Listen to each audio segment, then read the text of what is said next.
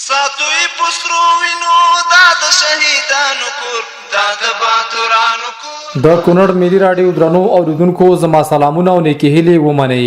ستاسو پام راګرځوم د دې مهال لنډو خبرونو ته. د کرهالي سیمې کروندګر وایي کلونه وړاندې د لاس په خواریو د اوبو کانال جوړ کړی چې وروستیو ورښتونو یې د کانال ځینو برخو ته زیان اړولی.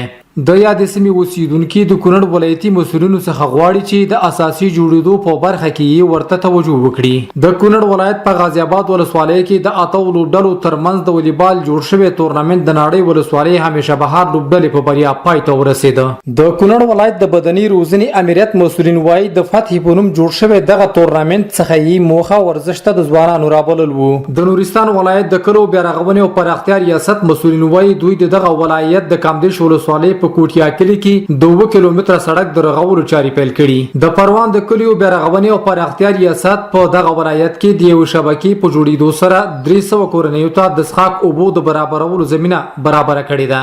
د پکتیکا په مرکز خرانه کې د خلکو په مالی ملاتړ د 1 مليون امریکایي ډالرو په ارزښت د امام ابو حنیفه په نوم دینی مدرسې ته په 3 برخو کې عصري ودانۍ او احاطه جوړیږي. افغانستان کې د اسلامي امارت د بیا واکمنېدو 4 کال پیل شو او زیری دا دی چې دغه کال کې به هم هیواد د پام وړ پرمختګ وکړي او په هر اړخیزه توګه د ځان بساینې لپاره به خپلواک ګامونه واخلي.